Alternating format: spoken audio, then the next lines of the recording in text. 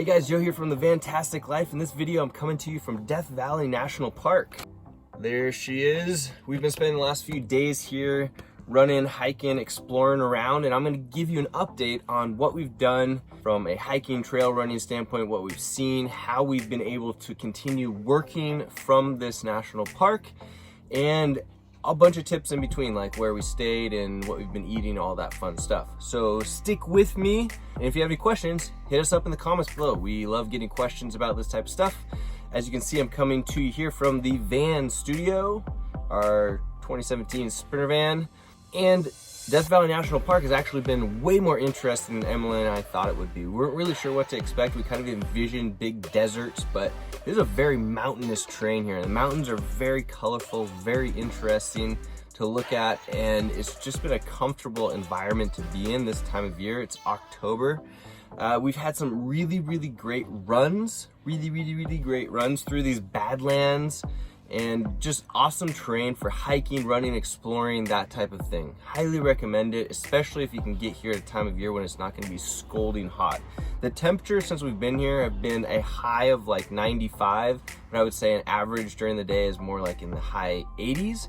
And then at nights, it gets down to a very comfortable like high 40s, I would say, and usually with a breeze. So if you have any kind of opening or doors that you leave open or windows that you leave open in your rig, it is a very comfortable night's sleep here in Death Valley National Park. So we stayed at the Sunset Campground, which is basically just a big gravel parking lot that you pay $14 a night for.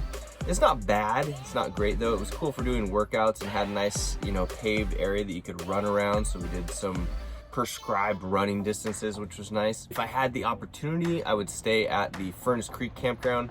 It's just a nicer campground with trees and it has a nicer feeling to it. It's not like staying in the parking lot like we did. Although, like I said, you get what you get and that's fine, you make the best of it. The hiking and trail running that we did is a combination of the Red Cathedral Trail, the Manly Beacon, the Gower Gulch, and the Zabriskie Point. As you can see on the map here, we started at Zabriskie Point and then we went out towards Red Cathedral and then looped around. I would also recommend doing the Golden Canyon. So you could do the Golden Canyon and make it a big old loop from the actual trail that we did. And if we were gonna do it again, we would do that. It would make it a little bit longer run / hike. Ours was just over 5 miles, but I think if you were to do that whole loop, it would be somewhere probably in the 7 to 8 range, and it's totally worth it. It's really fun. You could run the whole thing if you want to. There are some up and down grades. I guess I should have said you could run the whole thing. You probably could run the whole thing, but there are some steep ups and steep downs, so you could bust your way up or bust your way down if you wanted to. Great trail running overall. Working from Death Valley National Park, at least in this specific area of the park, I have Verizon and I get 3G, which is virtually useless here in Death Valley at Furnace Creek area in Death Valley National Park.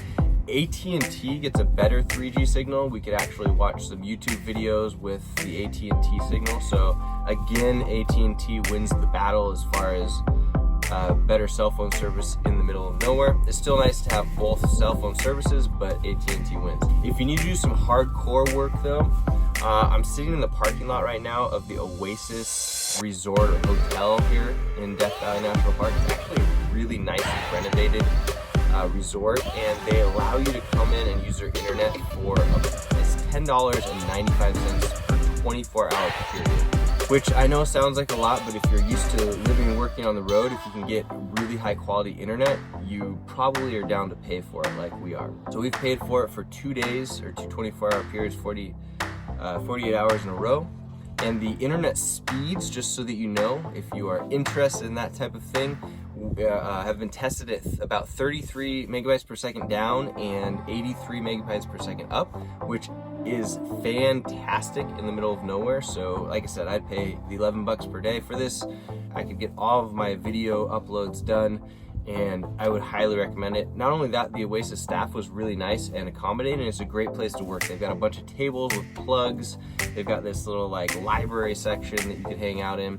So I do recommend this place if you wanted to like make a home base at the campground, come up here and work, and then hit the trails either in the morning or at night when it's not quite as hot. Some of the must-dos that we found in Death Valley National Park are to kill the flies. I just keep landing on my face as I'm doing this video. So walk, run, hike the Zabriskie Point to Red Cathedral and the Golden Canyon. Totally worth it. Highly recommend it. Do it, do it, do it. Drive the dirt road into the Devil's Golf Course. This is really cool terrain here. I've never seen anything like it. It's like so just mangled and kind of like ruddy that you couldn't even run on it if you wanted to. It's cool stuff. I would recommend driving down to Badwater and walk all the way out to see the salt formation. So you walk all the way out until there's no more real path anymore, and you'll see these really cool formations, but out there in the Badwater area. So it's very cool.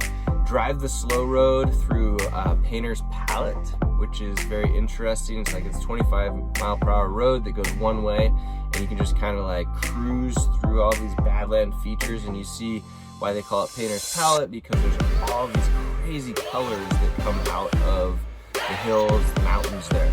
Highly recommend it. Lastly, if you can afford it, stay at the Oasis Resort. It's really cool stuff. It is very nice, high-end, fast internet, friendly people, and I hear the pool is awesome. So check it out. Let us know if you have any questions. Hope you enjoyed this. Hope you get to Death Valley National Park. It is definitely one worth coming to, especially if you like doing outdoorsy things. Just make sure that you don't burn yourself out by coming in the middle of summer, because I hear it can get up to 130 degrees here. All right, guys, if you have any questions or if you would like us to do any other particular videos about our van or about our trip, let us know and we will get those done. All right, Joe here at The Fantastic Life. Make sure that you hit the subscribe button, hit the like button, turn on the notifications so you know when we have new videos, and we will see you soon.